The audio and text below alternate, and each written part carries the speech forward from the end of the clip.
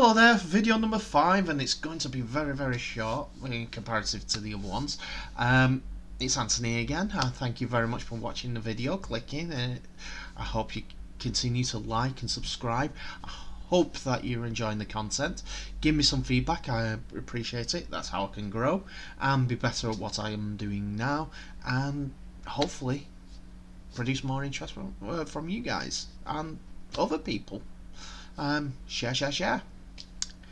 So the reason why I'm coming back at 7 o'clock on the 2nd of April is because a couple of days ago Rugby League, Sky Sports Rugby League announced on Twitter that their schedule for the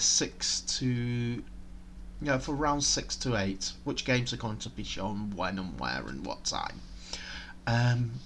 But in there was a big announcement. It's been so long without fans in rugby stadiums that it's one of the things that drives rugby league.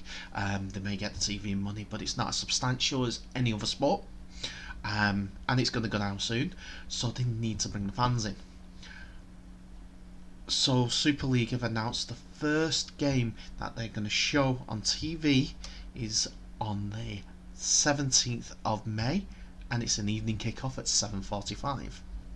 17th of May for some people may seem a bit weird because it's a Monday, and unless it's something like an Easter weekend, they don't usually show rugby league on a Monday night. Either Sky are looking to fill the void because football may have ended or anything like that, but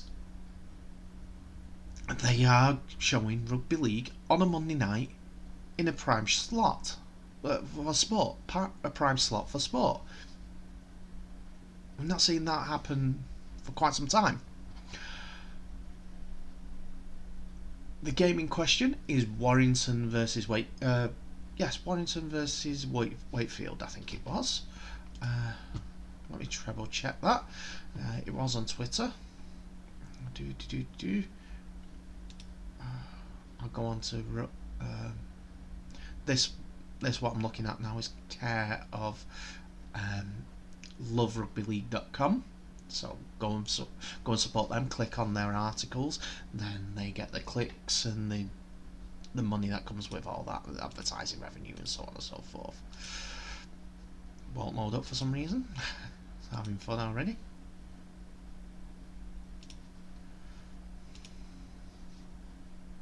Yep, having everything fall apart on me.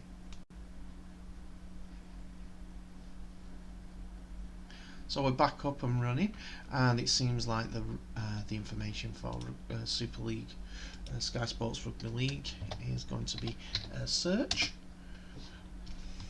Straight away, what comes up first search page.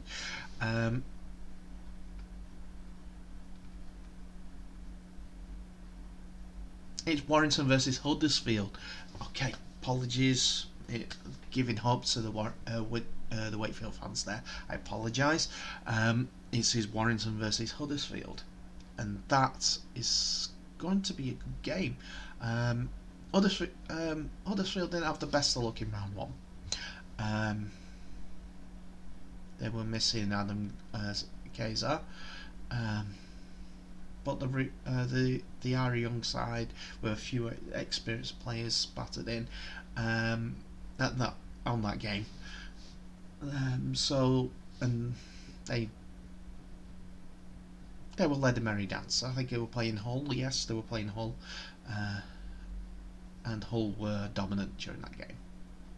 Two young managers. Hope they continue in the rich vein of form, because it will make the playoffs very competitive,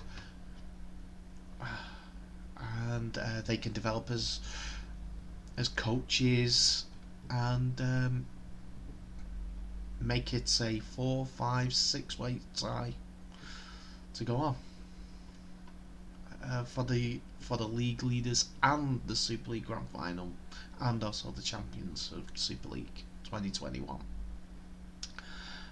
Warrington, whose coach is leaving at the end of the season, I think Darryl Powell gets that position. I don't know why, and I think that, but because he's leaving Castleford, I'm coming up 2+2, maybe, I don't know, a bucket full of rifles, but we'll never know. Uh, but yeah, if 2+2 does come up with 4 at the end of the season, it'll be interesting, because Castleford gave Daryl Powell the time, the opportunity, and also the players. Well, what's gone on with that? If it's gone to where he's saying that's the level we're at, and until we get the new stadium or whatever, we're only ever going to be at that level. Or he might be looking for a new challenge. He may have seen something else down under. Don't know. He's at the beginning, when he first came into coaching, Darren Powell. This is a layman's and just a fan's opinion. I didn't think too much of him as a coach. I thought he was kind of naive. A one step up from Francis Cummins. That's the sort of level that I thought he was. But the way that he's got Castleford playing, and also the way that he's developed all these players with his coaching staff, obviously, into the players to make them contenders in the playoffs. Not sure that they'll ever quite reach that final step. If they at the Mendenhall's Jungle, or whatever it's called now, their stadium, because it is one of those from the bygone era, and everyone moves on. I'm afraid everything moves on. They may do the best to do it up, but I'm not sure that they can do much more. I think they need that stadium, but in the world's finances as it is, I don't think the Castleford Council in that area, not so sure of the geographics, so you have to apologise if I've got that wrong, will be willing to put their hand in the pocket, no matter how much money it could potentially generate.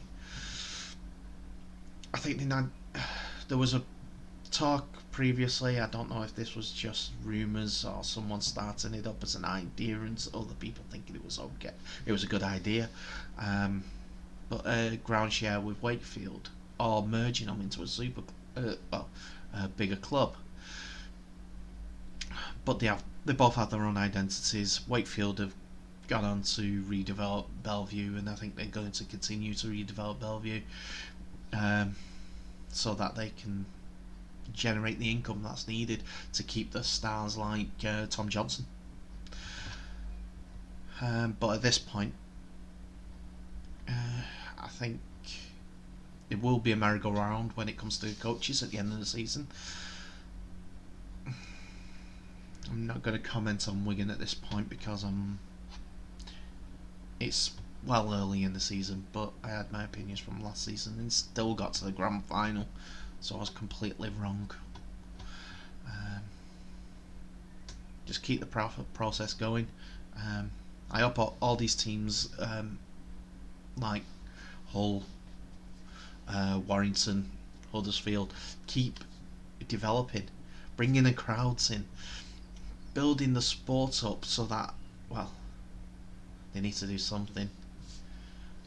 America have just announced something. I don't know if you've heard. I'll see you later.